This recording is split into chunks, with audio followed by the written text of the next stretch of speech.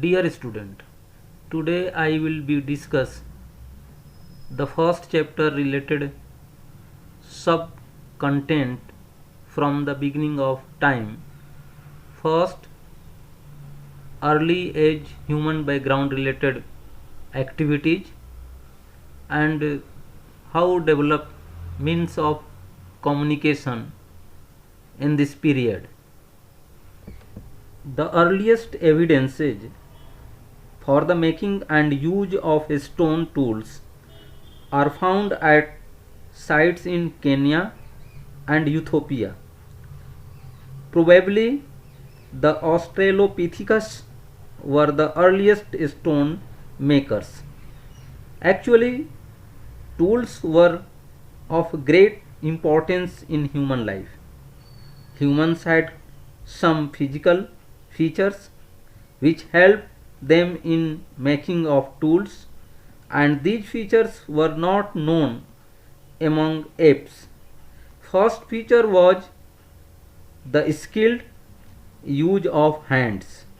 Except this, they had greater memory and complex organizational skills which were absent among apes. A question raised: how did these tools accumulate in one place? It is possible that some places where food resources were abundant were visited repeatedly. In such areas, people would tend to leave behind traces of their activities and persons, including artifacts. The deposited artifacts would appear as a patches on the landscape. It is also important to remember that the same location could have been shared by hominids, other primates, and carnivorous. आदिमानव द्वारा पत्थर के औजार बनाने और उनका इस्तेमाल करने का सबसे प्राचीन साक्ष्य इथोपिया और केन्या के पुरास्थलों में मिला है। ये औजार संभवतः ऑस्ट्रेलोपिथिकस द्वारा बनाए गए थे। वास्तव में मनुष्य के जीवन में औजारों का विशेष महत्व था। इसमें बानरों से हटकर कुछ ऐसी शारीरिक विशेषताएं थीं जिन्होंने उसे औजार बनाने और उनका प्रयोग करने में सहायता प्रदान की। उसकी सबसे पहली विशेषता थी हाथों का कुशलतापूर्वक उपयोग। इसके अतिरिक्त इसमें वानरों से अधिक स्मरण शक्ति और जटिल संगठनात्मक कौशल भी मौजूद था और इसीलिए ये इस तरह के औजारों को बनाने में सफल हुए। About 35,000 years ago, improvement in the techniques for killing animals are evident from the appearance of new kind of tools such as spear throwers and the bow and arrow. The meat thus obtained was probably processed by removing the bones, followed by drying, smoking, and storage. Thus, food could be stored for later consumption. There were other changes such as trapping of fur-bearing animals and the invention of sewing needles. The earliest evidence of sewn clothing comes from about 21,000 years ago. Besides, with the introduction of the punch blade technique to make small chisel like tools, लगभग 35,000 वर्ष पूर्व मानव की जीवन शैली में काफ़ी परिवर्तन आए और उसमें औजारों की बनाने की कला से संबंधित परिवर्तन देखे जा सकते हैं। फेंक कर मारने वाले भाले तथा तीर कमान जैसे नए औजार बनाए जाने लगे। इससे जानवरों को मारने के तरीकों में सुधार हुआ। मांस को साफ किया जाने लगा, उसमें से हड्डियां निकाल दी जाती थीं। फिर उसे सुखाकर हल्का सेंकते हुए सुरक्षित रखने की शैली विकसित कर ली गई और इस प्रकार सुरक्षित रखे मांस को बाद में खाया जा सकता था। समूरदार जानवरों को पकड़ा जाने लगा और उन्हें रोएदार खाल का कपड़े की तरह प्रयोग भी किया जाने लगा। सिलने के लिए सुई का आविष्कार भी हुआ और सिले हुए कपड़ों का सबसे पहला साक्ष्य लगभग 21,000 वर्ष पूर्व देखने को मिलता है। छेनी और रुखानी जैसे छोटे छोटे औजार बनाने की तकनीक का भी इन्हीं कालों में तकनीक के रूप में बनाने का आविष्कार भी हुआ और इस तरह के नुकीली ब्लेडों से हड्डी, सींग, हाथी दांत या लकड़ी पर नक्काशी करना भी संभव हो पाया। Modes of communication. All humans have a language among all the living beings. Many views are there regarding the development of language. Gestures or hand movement were included in hominid language. Vocal but non-verbal communication like signing or humming were used before the spoken language. Human speech was probably started with calls like the ones which have been observed among primates. In the initial stage, humans may have processed few speech sounds. Gradually, these sounds may have developed into language. भाषा के विकास के संबंध में कई मत हैं। Hominid भाषा में हाव भाव या हाथों का संचालन शामिल था। उच्चरित अथवा बोली जाने वाली भाषा से पहले गाने या गुनगुनाने जैसे मौखिक या अशाब्दिक संचार का प्रयोग होता था। मनुष्य की वाणी का प्रारंभ संभवतः बुलाओं की प्रक्रिया से हुआ था, जैसे कि नर बानर करते थे। प्रारंभिक अवस्था में मानव बोलने में बहुत ही कम ध्वनियों का प्रयोग करता होगा। यही ध्वनियाँ आगे चलकर भाषा के रूप में विकसित हुई होंगी, ऐसा पुरातत्वविदों और इतिहासकारों का मानना है। It has been believed that brain of Homo habilis had certain features which made it possible for them to speak. This development probably was started about as early as 2 million years. Except the changes in brain, the evolution of the vocal tract was also very important.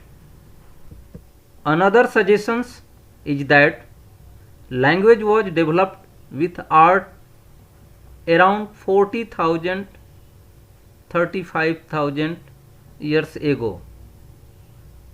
The spoken language was closely associated with the art because both are the means of express the ideas. ऐसा माना जाता है कि Homo habilis के मस्तिष्क में कुछ इस तरह की विशेषताएं थीं जिसके कारण उन्हें बोलना संभव हो पाया। यह विकास लगभग 20 लाख वर्ष पूर्व हुआ होगा, ऐसा माना जाता है। मस्तिष्क में हुए परिवर्तनों के अतिरिक्त स्वरतंत्र का विकास भी महत्वपूर्ण था। ऐसा माना जाता है कि भाषा कला के साथ साथ लगभग 40,000 35,000 वर्ष पहले विकसित हुई होगी। बोली जाने वाली भाषा कला के साथ घनिष्ठ रूप से जुड़ी हुई है और ये दोनों विचार अभिव्यक्ति के माध्यम भी हैं। तो इस प्रकार हम देखते हैं कि प्रारंभिक स्वरूप में किस प्रकार भाषा का विकास हुआ। A number of paintings of animals have been found in the caves related area, France and Spain. These were made between 30,000 and 12,000 years ago. These paintings include the picture of horses, bisons, deer, rhinos, mammals, lions, panthers, and others. It has been believed that these paintings were associated with the ritual and magic. The art of painting could have been a ritual to ensure a successful hunt. France तथा Spain में स्थित गुफाओं में जानवरों की कई चित्रकारियाँ पाई गई हैं। ये 30,000 से 12,000 साल पूर्व बनाई गई थीं।